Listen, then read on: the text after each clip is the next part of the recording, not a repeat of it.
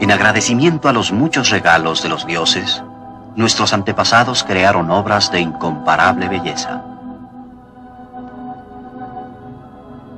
Esto es todo lo que queda del antiguo templo de Hera, reina del cielo. Una sola columna de mármol, de pie, en un gran campo de ruinas, en la isla griega de Samos.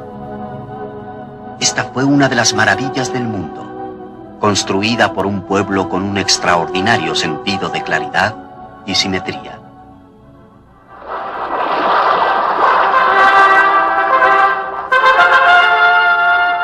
Aquella abigarrada multitud que asistía a este templo fue también, sin saberlo, arquitecto de un puente entre su mundo y el nuestro. Adelantábamos una vez más en nuestro viaje de autodescubrimiento en el trayecto a las estrellas.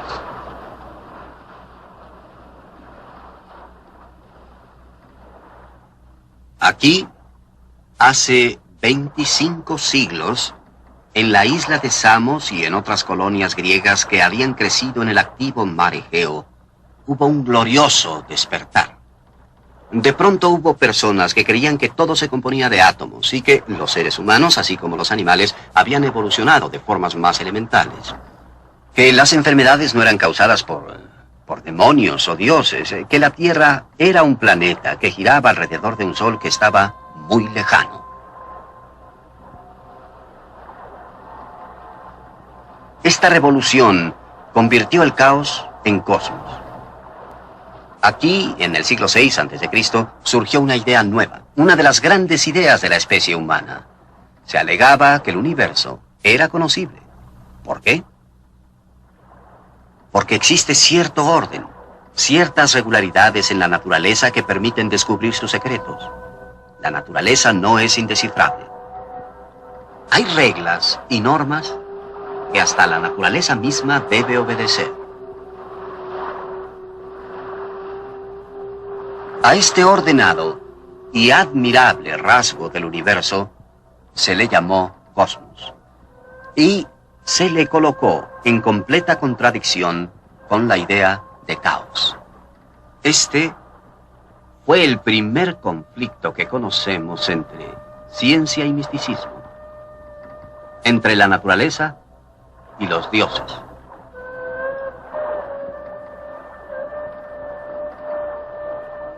Pero ¿por qué aquí?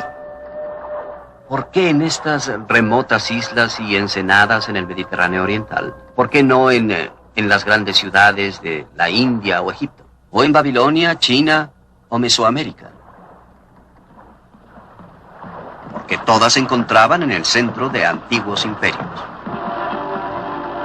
con costumbres antiguas y hostilidad a nuevas ideas. Pero aquí en Jonia había una cantidad de islas recién colonizadas y ciudades-estados. El aislamiento, aun siendo incompleto, promueve la diversidad. Ninguna concentración de poder podía imponer conformidad, así que fue posible la investigación libre. Estaban más allá de las fronteras de los imperios, así que los mercaderes, los turistas, los marinos de África, Asia y Europa se reunían en los puertos jónicos para intercambiar mercancías, historias e ideas. Existía una vigorosa y embriagante interacción de muchas tradiciones, prejuicios, lenguajes y dioses.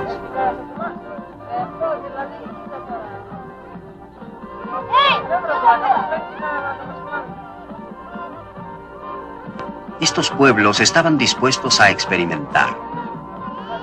Una vez que se empiezan a cuestionar rituales y prácticas largamente establecidos, encontramos que una pregunta conlleva a otra.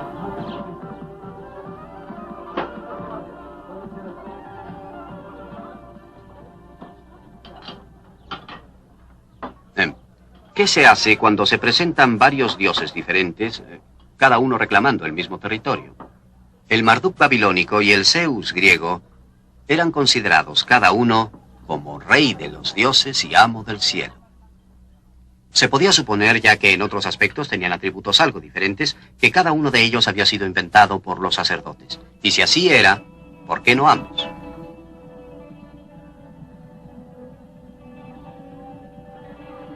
Y así fue como surgió la gran idea.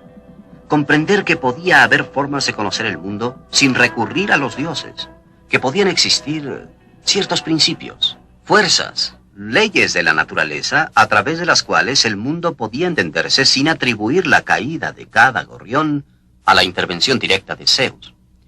Este es el lugar preciso donde nació la ciencia. Y por eso estamos aquí. Esta gran revolución ocurrió entre los años 600 y 400 a.C. Fue llevada a cabo por la misma gente práctica y productiva que hacía funcionar la sociedad. El poder político estaba en manos de los mercaderes que promovían la tecnología de la cual dependía su prosperidad.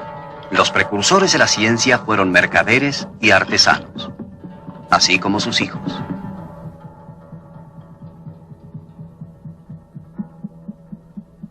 El primer científico jónico se llamó Tales y nació precisamente allí, cruzando este estrecho, en la ciudad de Mileto. Había viajado por Egipto y era versado en la sabiduría babilónica. Al igual que los babilonios, él creía que el mundo alguna vez había sido todo agua. Para explicar la existencia de la tierra firme, los babilonios agregaban que su dios Marduk había colocado un tapete en la superficie de las aguas y había apilado tierra sobre él. Tales tenía una opinión parecida, pero prescindió del dios Marduk. En efecto, el mundo había sido casi todo de agua, pero era un proceso natural el que explicaba la existencia de tierra firme. Tales pensaba que era similar al encenegamiento que había observado en el delta del río Nilo.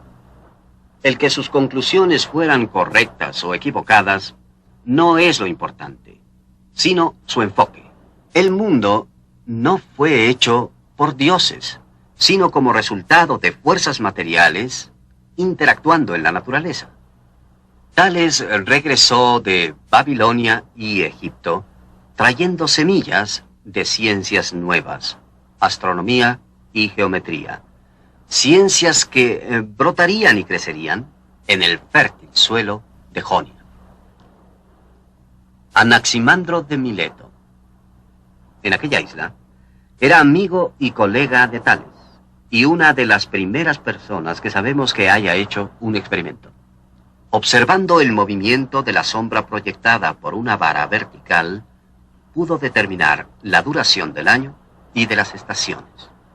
Durante siglos, los hombres habían usado varas para herirse y golpearse mutuamente. Anaximandro usó la vara para medir el tiempo. Aproximadamente en el año 540 a.C., en esta isla de Samos, llegó al poder un tirano llamado Polícrates. Comenzó como abastecedor y más tarde llegó a la piratería internacional. Su botín era descargado en este mismo rompeolas.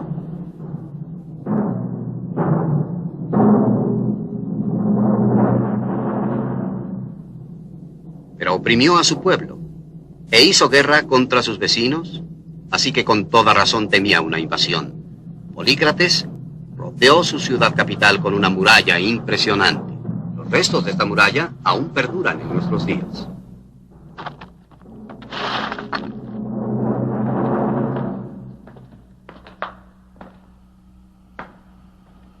Para traer agua desde un manantial distante a través de las fortificaciones, ordenó construir este gran túnel. Un túnel de 1 kilómetro de largo que perfora la montaña. 2 cortes se excavaron de cada lado y se unen casi perfectamente en el centro. El proyecto tardó unos 15 años en terminarse. Es un claro ejemplo de la ingeniería civil de su tiempo y una indicación de la extraordinaria capacidad práctica de los jonios.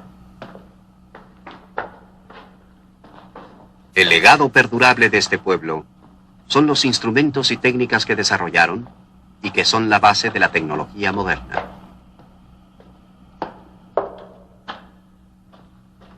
Eran los tiempos de Teodoro, el maestro ingeniero sobresaliente de su época. El hombre a quien se atribuye la invención de la llave, la regla, la escuadra de carpintero, el nivel, el torno, la fundición del bronce. ¿Por qué no existen monumentos a este hombre? Aquellos que soñaban y especulaban y deducían acerca de las leyes naturales, hablaban con los ingenieros y tecnólogos, y con frecuencia eran las mismas personas. Lo práctico y lo teórico eran la misma cosa.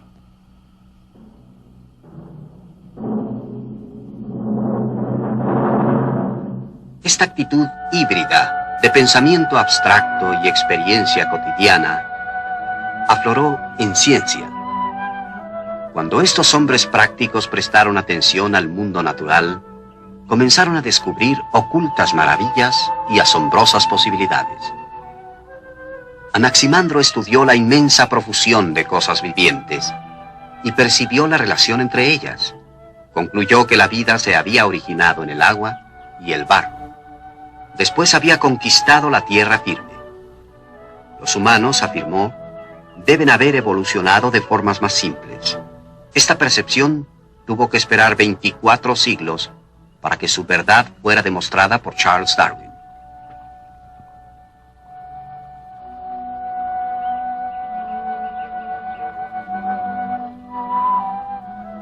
Nada fue excluido de las investigaciones de estos primeros científicos. Hasta el aire fue objeto de minucioso examen por un griego de Sicilia llamado Empédocles. Este hombre hizo un asombroso descubrimiento con un utensilio muy modesto que se había venido empleando durante siglos. Es el llamado ladrón de agua. Es una esfera de cobre con un cuello y un agujero en la parte superior, y pequeños agujeros en el fondo. Se usaba como cucharón de cocina. Se llena sumergiéndolo en el agua. Si después de tenerlo sumergido, lo sacamos con el cuello destapado, el agua sale por los agujeros inferiores como pequeña ducha. Si por el contrario se saca tapando el cuello, el agua permanece dentro.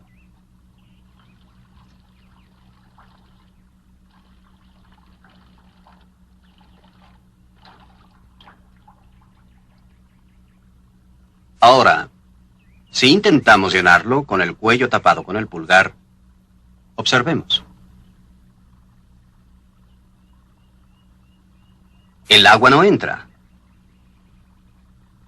¿Por qué no entra el agua? Algo lo impide. Algún elemento obstruye el acceso de agua a la esfera. El elemento que impide este acceso no puede verse a simple vista. ¿Qué puede ser? Empédocles lo identificó como aire. ¿Qué más podría ser? Algo que no se puede ver causa presión y frustra mi deseo de llenar esta vasija con agua, si yo fuese tan tonto de dejar mi dedo pulgar sobre este orificio. Empédocles había descubierto lo invisible. El aire, pensó, debe ser materia tan finamente dividida que no se puede ver. Esta pista, esta señal de la existencia de átomos, fue llevada mucho más lejos por su contemporáneo llamado Demócrito.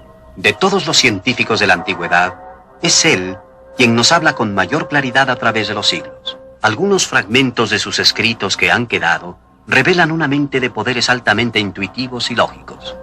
Él creía que un gran número de mundos viajan por el espacio, y que estos mundos nacen y mueren. Que algunos están poblados de seres vivientes, y otros, por el contrario, son áridos y estériles. Fue el primero en comprender que la Vía Láctea era el conjunto de luz de innumerables astros débiles. El pensamiento de Demócrito se elevó más allá de las fogatas en el cielo, la leche de Hera y el espinazo de la noche. Demócrito fue, en realidad, un gran precursor. Él adivinó la profunda relación entre los cielos y la tierra. El hombre, dijo, es un microcosmos, un pequeño cosmos.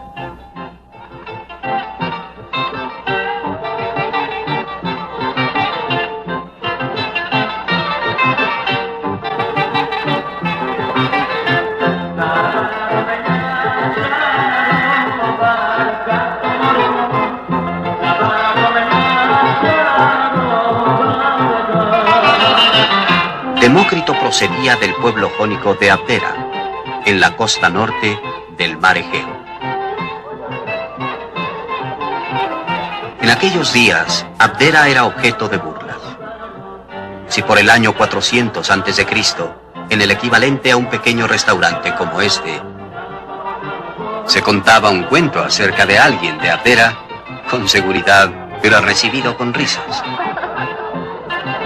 Era, en cierto modo, el Brooklyn de la época. Para Demócrito, todo lo que era vida era para disfrutarse y entenderse. En realidad, para él, entender y disfrutar era exactamente la misma cosa. Decía que la vida sin alegría era un largo camino sin hostería. Demócrito podía ser originario de Abdera, pero no era ningún bobo. Él comprendió que las formas complejas, los cambios y movimientos del mundo material, se derivan de la interacción de partes móviles muy simples. Y llamó a estas partes átomos. Todos los objetos materiales son colecciones de átomos intrincadamente ensamblados. Hasta nosotros lo somos. Cuando corto esta manzana, el cuchillo debe estar pasando entre los espacios vacíos de los átomos, según Demócrito afirmaba.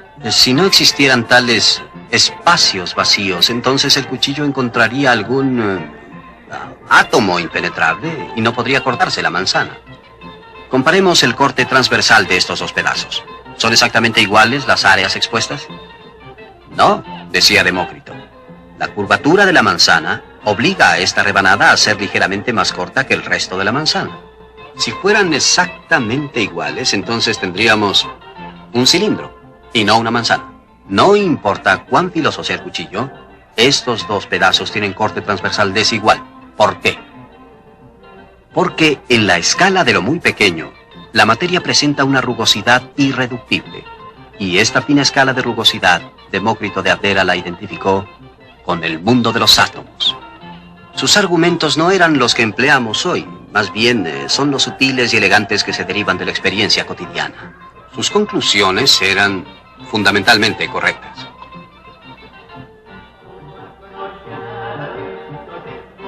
Demócrito pensaba que nada ocurre al azar, que todo tiene una causa material. Él decía, yo prefiero entender una causa que ser el rey de Persia. Pensaba que era mejor la pobreza en una democracia que la riqueza en una tiranía. Él creía que las religiones prevalentes en su época eran malvadas y que no existían ni almas ni dioses inmortales. Existe evidencia de que Demócrito fue perseguido por sus creencias, pero al fin y al cabo procedía de Abdera. Sin embargo, en su época, la frágil tradición de tolerancia para opiniones no convencionales comenzaba a desgastarse. Por ejemplo, la creencia que predominaba era que la luna y el sol eran dioses. Otro contemporáneo de Demócrito, llamado Anaxágoras, enseñaba que la luna era un lugar hecho de materia ordinaria y que el sol era una piedra al rojo vivo muy lejana en el cielo. Debido a esto, Anaxágoras fue condenado, convicto y enviado a prisión. Delito, impiedad. Un crimen religioso. Así comenzó la persecución de individuos por sus creencias. La efigie de Demócrito ahora aparece en el billete griego de 100 dracmas. Pero sus ideas fueron suprimidas, su influencia en la historia minimizada. Comenzaban a ganar los místicos.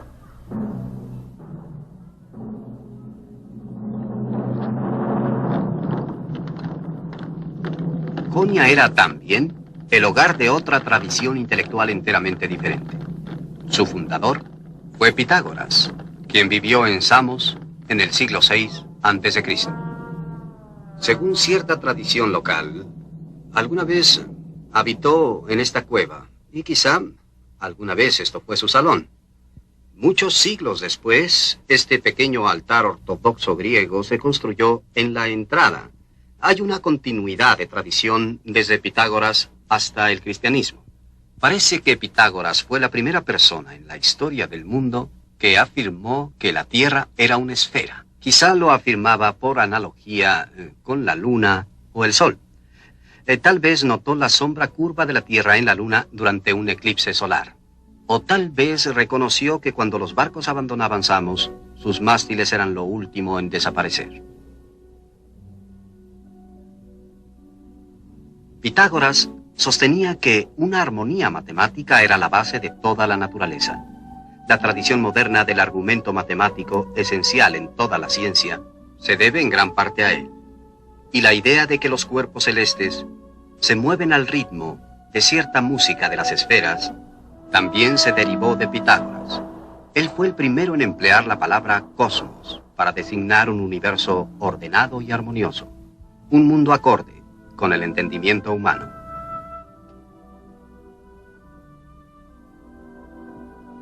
Por este gran aporte estamos en deuda con Pitágoras. Pero hay profundas ironías y contradicciones en sus ideas. Muchos de los jonios pensaban que la base de la unidad y la armonía del universo era accesible a través de la observación y la experimentación, el método que actualmente predomina en la ciencia. Sin embargo, Pitágoras tenía un método muy diferente. Él opinaba que las leyes de la naturaleza pueden deducirse por la razón pura. Él y sus seguidores no eran básicamente experimentalistas, eran matemáticos, pero también totalmente místicos. Estos 5 sólidos regulares los fascinaban. Cuerpos cuyas caras eran poligonales. Triángulos, cuadrados o pentágonos. Puede haber un número infinito de polígonos, pero únicamente 5 sólidos regulares.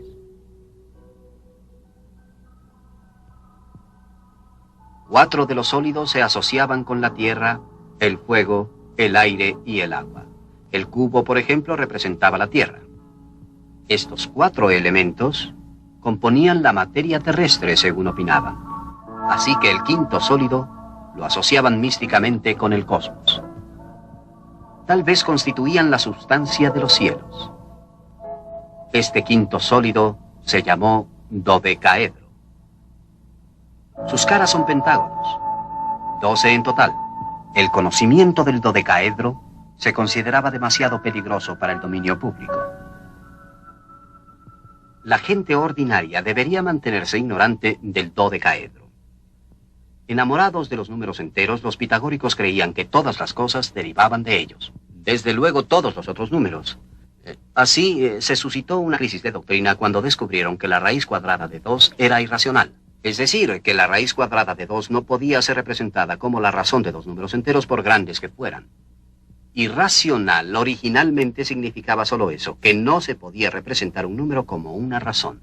Pero para los pitagóricos llegó a representar algo más, algo amenazador, una indicación de que su teoría del mundo no tuviera sentido.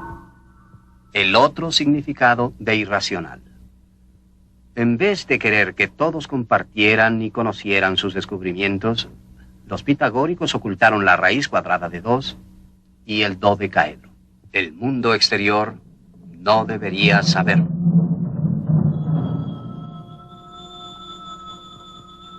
En los apuntalamientos matemáticos de la naturaleza, los pitagóricos habían descubierto uno de los 2 implementos científicos más poderosos. El otro, por supuesto, es la experimentación. Pero en lugar de usar su percepción para avanzar en el viaje colectivo del conocimiento humano, crearon algo así como el abracadabra de un culto misterioso. La ciencia y las matemáticas serían retiradas de las manos de mercaderes y artesanos. Esta tendencia encontró su abogado más efectivo en un seguidor de Pitágoras, Platón. Él prefería la perfección de estas abstracciones matemáticas a las imperfecciones de la vida cotidiana. Opinaba que las ideas eran mucho más reales que el mundo natural. Aconsejó a los astrónomos que no perdieran su tiempo observando estrellas y planetas. Era mejor, según él, solamente pensar en ellos. Platón expresó hostilidad a la observación y la experimentación. Divulgó desprecio hacia el mundo real y desdén hacia la aplicación práctica del conocimiento científico. Los seguidores de Platón lograron extinguir la luz de la ciencia y la experimentación que habían encendido Demócrito y otros jonios. el desasosiego de Platón con el mundo revelado por nuestros sentidos habría de dominar y ahogaría a la filosofía occidental. Todavía hasta 1600, Johannes Kepler luchaba por interpretar la estructura del cosmos, según los términos de los sólidos pitagóricos y la perfección de Platón. Irónicamente, fue Kepler quien ayudó a restablecer el antiguo método jónico de comprobar las ideas con observaciones prácticas. Pero ¿por qué la ciencia había perdido el rumbo? ¿Qué atractivo podrían tener para sus contemporáneos las enseñanzas de Pitágoras y Platón? Imagino que les proporcionaba una justificación intelectualmente respetable de un orden social corrupto. La tradición mercantil que había conducido a la ciencia jónica también condujo a una economía esclavista. Era posible enriquecerse si se tenían muchos esclavos. Atenas, en la época de Platón y Aristóteles, tenía una gran población de esclavos. Todas esas valientes palabras atenienses de democracia se aplicaban solo a unos cuantos privilegiados. Platón y Aristóteles estaban a gusto en una sociedad esclavista.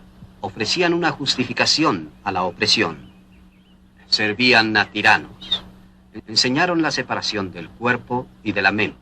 Una idea muy natural, supongo, en una sociedad esclavista. Separaron la razón de la materia y divorciaron la tierra de los cielos. Divisiones que habrían de dominar el pensamiento occidental durante más de 20 siglos. Los pitagóricos habían vencido.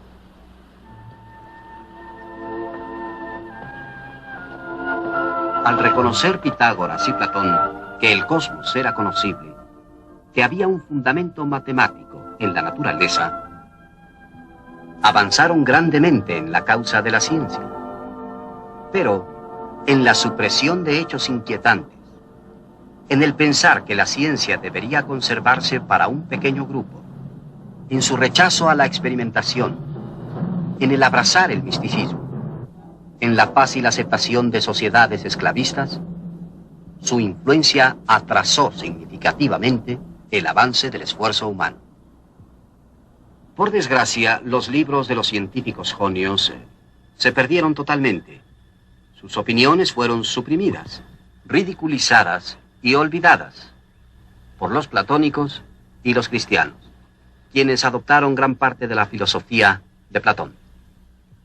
Finalmente, después de un largo y místico sueño, durante el cual los implementos de la investigación científica se enmohecían, el enfoque jónico fue redescubierto. El mundo occidental despertó. La experimentación y la investigación libres lentamente comenzaron a ser respetables de nuevo. Libros y fragmentos olvidados volvieron a leerse. Leonardo y Copérnico y Colón, como tantos otros, se inspiraron en la tradición jónica.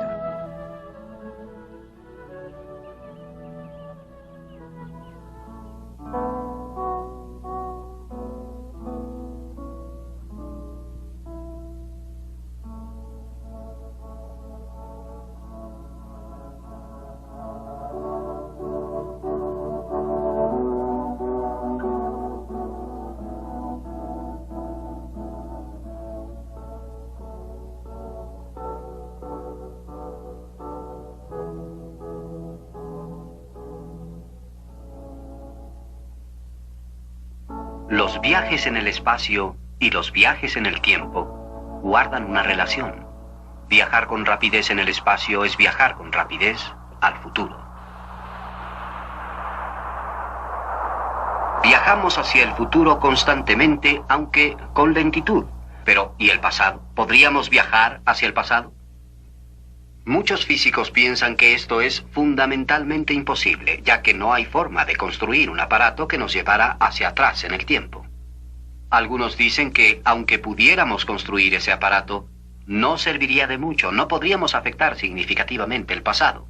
Por ejemplo, supongamos que viajaran al pasado y, en alguna forma, evitaran que sus padres se conocieran.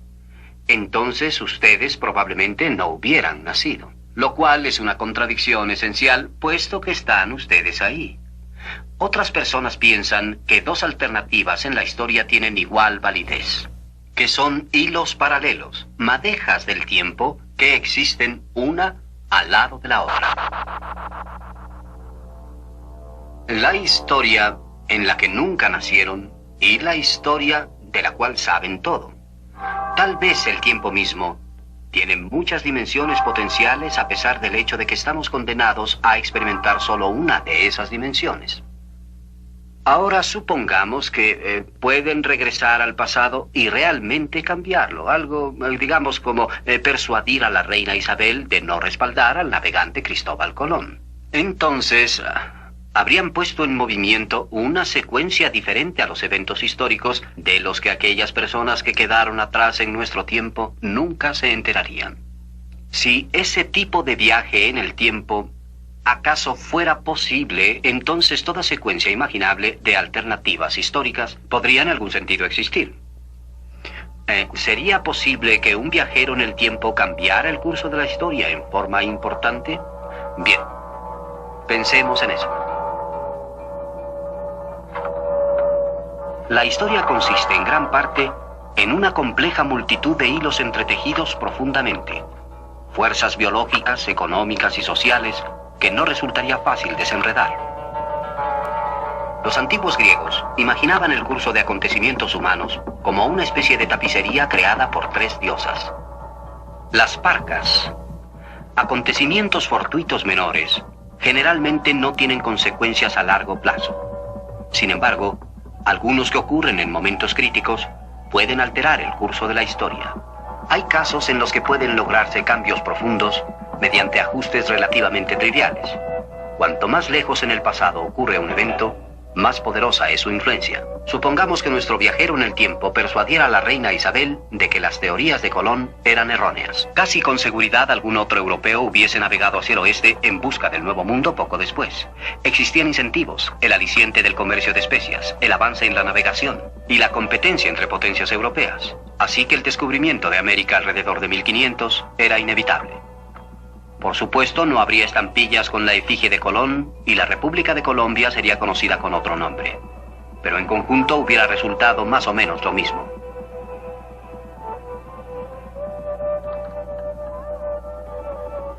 Para poder afectar el futuro profundamente, un viajero en el tiempo tendría que seleccionar, probablemente tendría que intervenir en una serie de eventos que fueran seleccionados cuidadosamente para que pudieran cambiar el curso de la historia.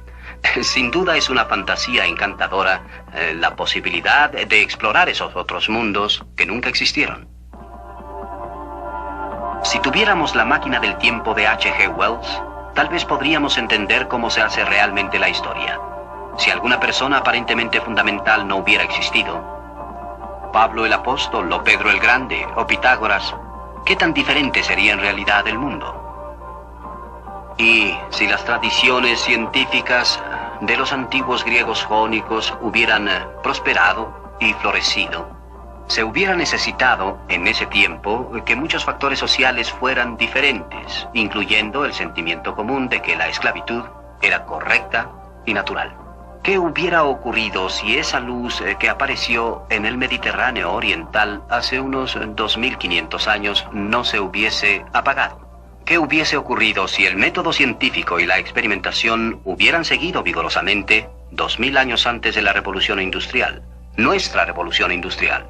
¿Y dónde estaríamos si ese nuevo modo de pensar, el método científico, hubiera sido generalmente apreciado? Creo que hubiéramos ahorrado por lo menos 10 o 20 siglos.